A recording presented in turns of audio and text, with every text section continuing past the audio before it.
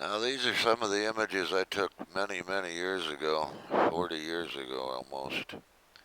Close-ups of the Grassy Knoll area where the president was shot. Now some people can claim these are just lights and shadows, but some people claim a lot of Kennedy things. was first wounded. All I can tell you is these are just pure magnification. Photo analyst Bobby Hunt. It is a black shape, apparently the head and shoulders of a man. In the region of the, what we'd call the face, there was some pink tones, purported to be flesh tones. And there was also an object which looked like a rifle with a flash suppressor or a nozzle on the rifle. But we concluded that this was a human being. That conclusion was derived from the enhancement and from some color That's their close-up. This is my close-up. Visible flesh tones of the object. We did not conclude, however, that that was a rifle. We simply said it was consistent with a blur induced by the motion of the photograph.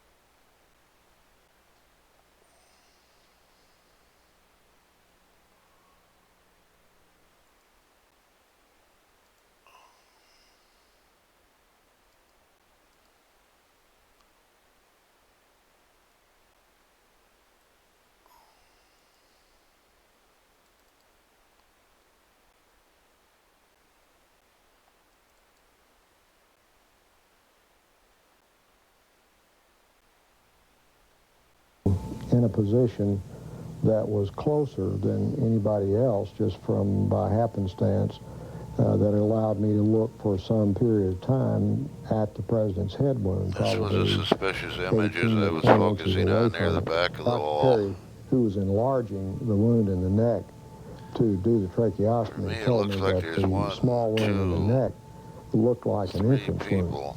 The head wound that I saw was a very large wound in the right posterior part of the head. Well, where did you think the shots had come from? What did you think? But I think, even then, that I would have thought that this was certainly an exit wound in the back of the head, and that therefore the shot must have come from the front. I viewed the autopsy pictures. They had the frontal part of the cerebrum here in the skull. Another one of my close-ups I found many years ago. I think they pulled the skin back up over this wound. That's the only thing I can postulate, because the back of his head was gone. This was They claim there was a big hole in the top of the head. 9 to 10 centimeters across. When we zoom in on the Mormon photo, we see something different here. Right where the Dallas doctors described it. The large hole is at the front of the head. See something else. This is just almost a personal a question. Are you so what we're dealing with here is just pure forgery of the autopsy. At President Kennedy somewhere from the front? Yes. Are you equally comfortable, or are you not comfortable with the notion that there is forgery of some sort in the official documents of this? I feel there probably is. I certainly could not be held down to saying exactly how that is, or even approximately how it is, perhaps. But I feel what they always have claimed, this looks like an exit wound. Some kind of attempt to cover up what was going on. Let me show you, to my best recollection, what the wound looked like to me that day in trauma room 1. Before each doctor looked at the photos, he described the wounds he had seen back in 1963. I could see the president's head wound quite well, and I was probably looking into a wound that was on the lateral or the side part of the head and the back part of the head. It would be this portion of the head right here. As I remember, they've managed to move that wound all over the head. Wound, big deficit in his skull and the temporal parietal area.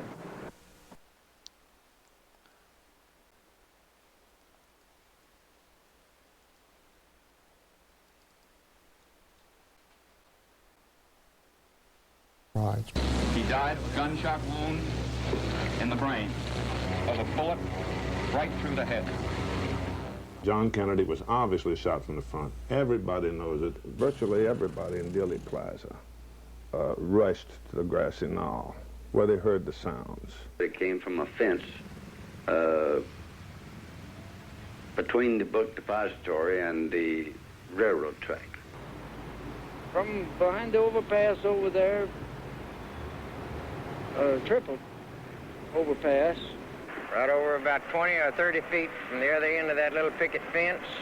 And it sounded like it came from the left and in front of us, towards the wooden fence. And there was a puff of smoke that came underneath the trees. We all four seen about the same thing as the shots. The smoke came from behind the hedge. And then as the car got directly in front of us, well, a gunshot apparently from behind us hit the president side of the temple. Do you think the first gunshot came from behind you too? I think it came from the same location. Apparently back up on the it's interesting to note that almost every witness in Dallas described that wound in the back of the head. It looks like an exit wound.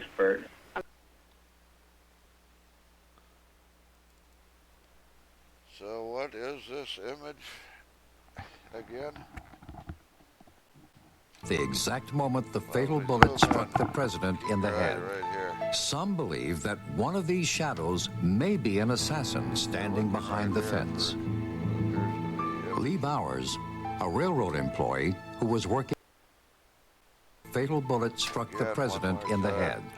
Some believe that one of these shadows may be an assassin standing behind the fence. View of that. Just pure magnification. So now it didn't look like much.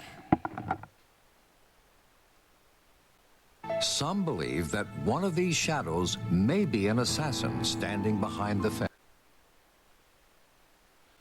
As you can see, I was taking extreme close-ups of that many years ago. One of these shadows. This blob right here, that doesn't appear to be like much. Just, well, anyhow, I was taking a lot closer look here.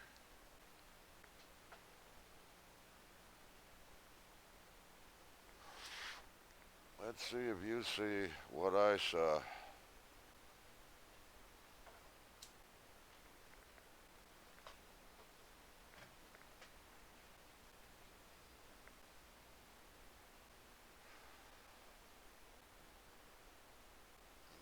Beginning to see a face here. What really caught my eye was this upside down stripe here. I couldn't figure out what that could have been.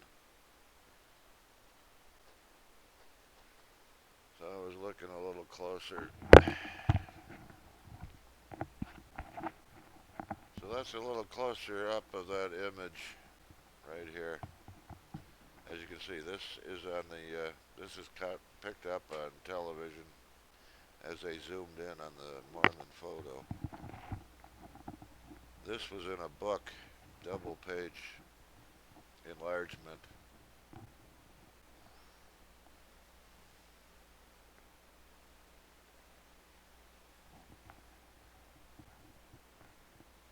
So you get the gist of it. I was looking there, and let's take him now.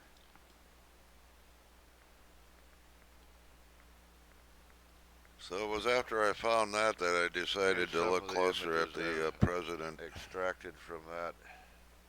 And when I discovered those images in the back on the head. How about a colorized version?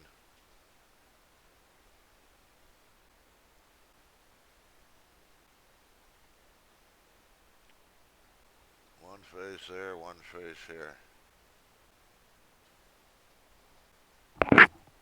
So you can imagine my surprise when I seen this image, and then I went to look at the president, and it all seemed to add up. Well, I gotta do it this way. I got all kinds of images here. Yes, there it is. Here's an independent close-up somebody did. I don't even know who it was, but this was a digitally enhanced version of the Mormon photo. They never even noticed this. I made a enlargement and I put it up here in the front. They were looking. So yeah, they were zooming in over here on this image right here. Back along here. It could possibly be a treat. But they never even noticed this. I know it's hard to see. I didn't see it for several minutes. And once I started putting the pieces together, once the brain starts putting the pieces together, like I say, all I was looking at was this upside down V. Let's see, there should be something. Yes, that upside down V.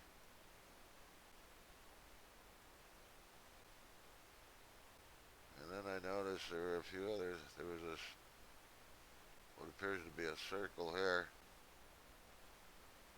just above that. And then I started putting the pieces together. You start seeing the faces. Once you start seeing the faces, understand this is the left arm.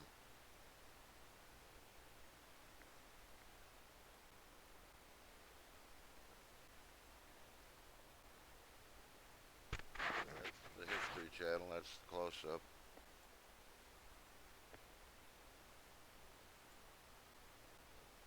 Again.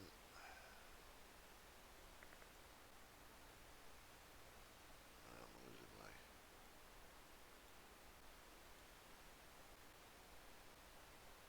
Where's the color?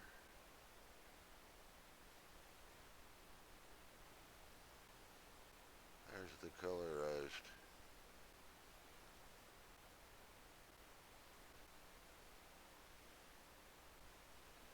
So there's definitely something very unusual there, to say the least. And when you put it all together, I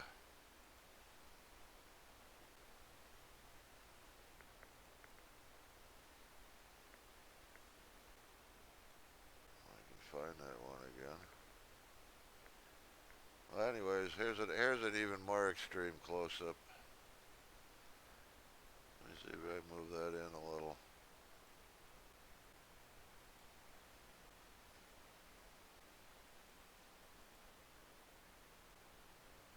Now, this is very curious that at that distance,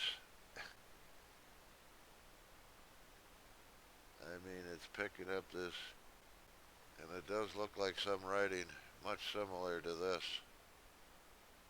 That's a very long distance.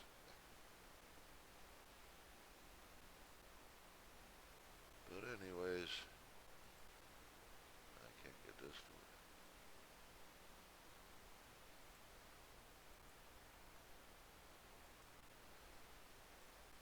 So anyhow, it's very curious that, if I can find that one.